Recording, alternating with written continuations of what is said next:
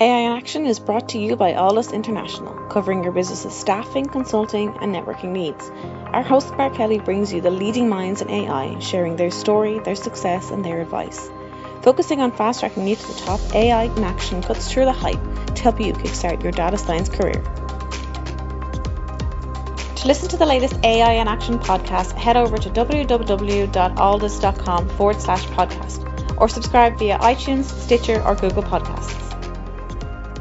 Welcome to the AI in Action podcast. I'm your host, Mark Kelly. Today's guest is Jeff Orkin. Jeff is the CEO and founder of Giant Otter Technologies. Jeff, very welcome to the show. Thanks, Mark. Glad to be here. Jeff, for people that don't know about Giant Otter and yourself, would you mind giving a bit of a brief background and what you did before you actually started Giant Otter? Sure. Giant Otter is a conversational AI company in Boston. We grew out of the MIT Media Lab, where I was doing my PhD work on conversational AI. Prior to the Media Lab, I spent almost a decade as an AI specialist in the video game industry. And toward the end of that, I started getting very interested in language and conversation and wondering why we could create characters that looked so real, but they couldn't really converse with you. And realized it was a really hard problem and something that required digging into the research for several years to come up with a new approach.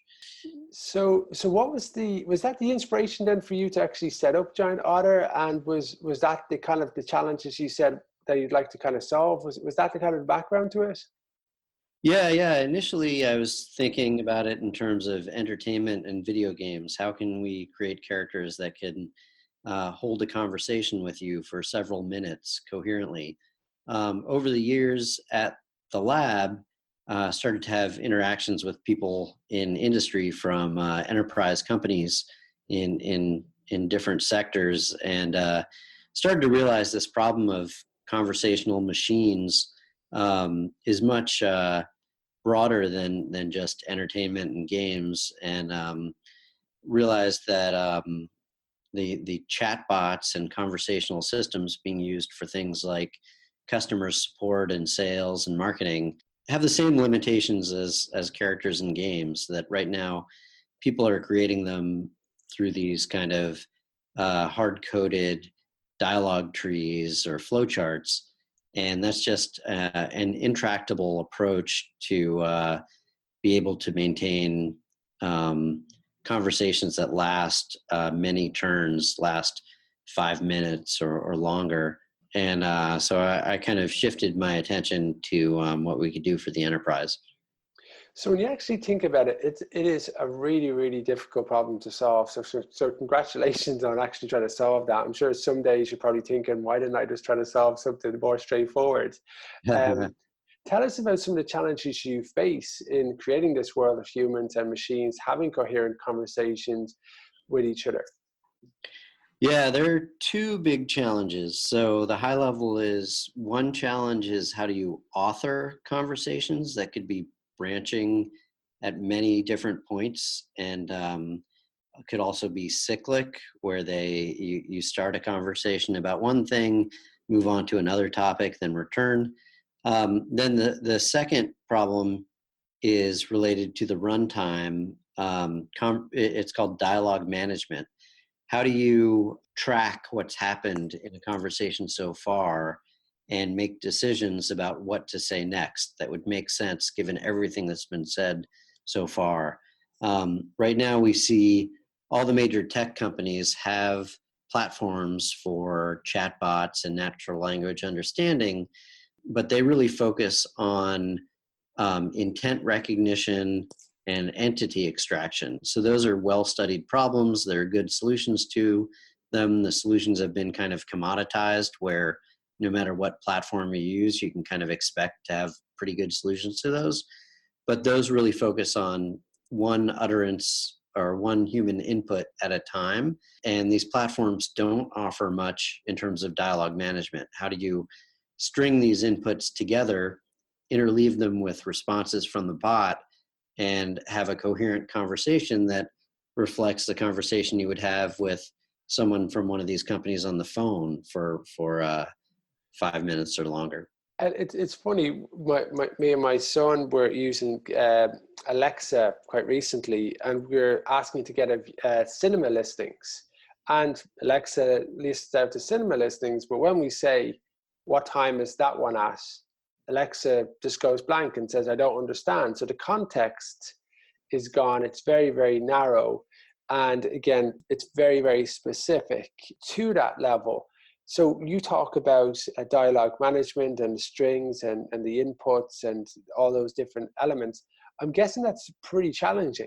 Yeah, I mean, it requires rethinking the problem, because you need to pop up a level from just looking at the words in each individual utterance, and you need some representation of the structure of a conversation. How do you expect it to unfold, and how do you track the fact that anything you say may have several turns of follow-up, but at any point you also have to figure out when you're starting a new topic. So at Giant Otter, we looked into, during my PhD, I looked at research from the 1970s that's not really being applied to chatbots right now, other than what we're doing.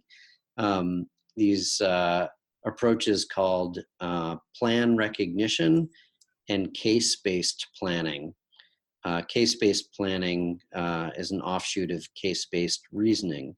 So plan recognition refers to systems that observe sequences of actions and can infer some kind of structure over them. So like if you ask, I want to see this movie, and the bot says, okay, you could see it at these times, and then you ask, which theaters is it playing at, or something.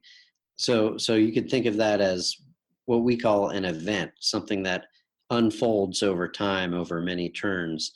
And so Giant Otter's system can maintain many events in memory at the same time, and they could be unfolding in parallel, or they could be serial or parallel, so that you can very flexibly move back and forth between different events. So you've got the context there then. It's kind of taken into consider all that. Right, that's what events give you, is context. Yeah.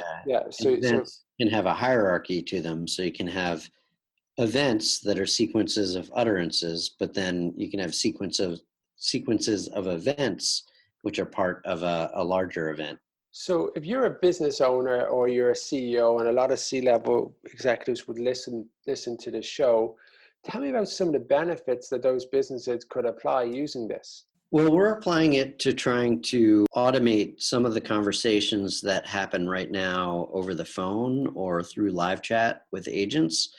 A lot of the existing commercial solutions for automating chat are focused on like frequently asked questions, kind of one shot, like asking a question or asking to have something solved, like please reset my password or whatever.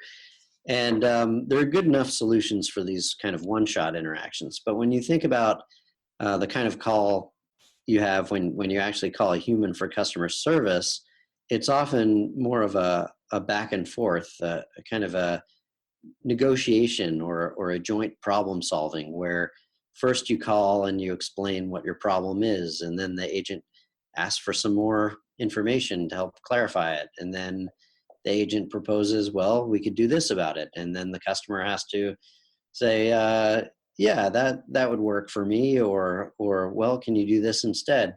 You can't handle that with a system that's just looking to find a response to single inputs. You need a system that's going to track the context over many turns and understand where we are in this joint problem solving. So the first thing that comes to mind, Jeff, is let's say you are automating a lot of that stuff. You could probably add in additional context or maybe sentiment analysis and kind of feeding that into the system at any kind of real time and kind of updating it. Could that be applied, or am I kind of way off the mark on that? Yeah, it could be. People ask about sentiment analysis all the time.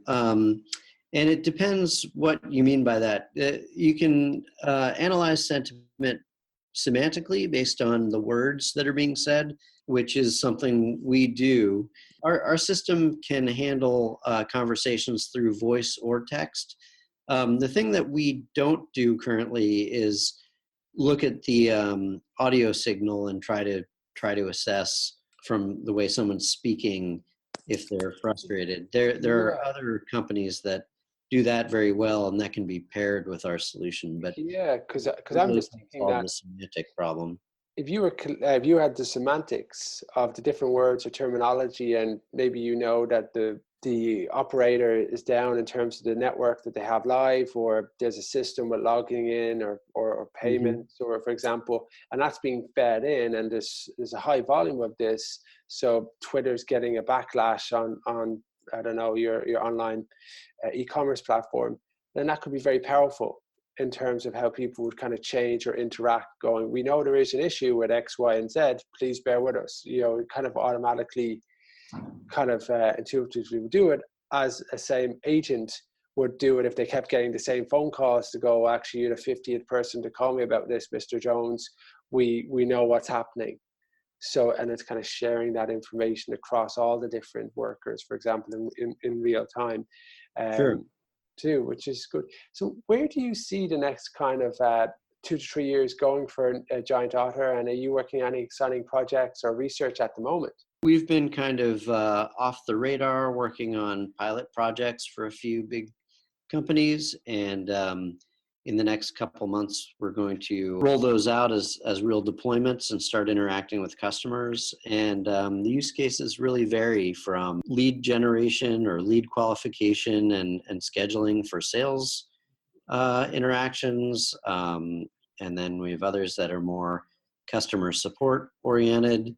And then we also find interest in using bots for training.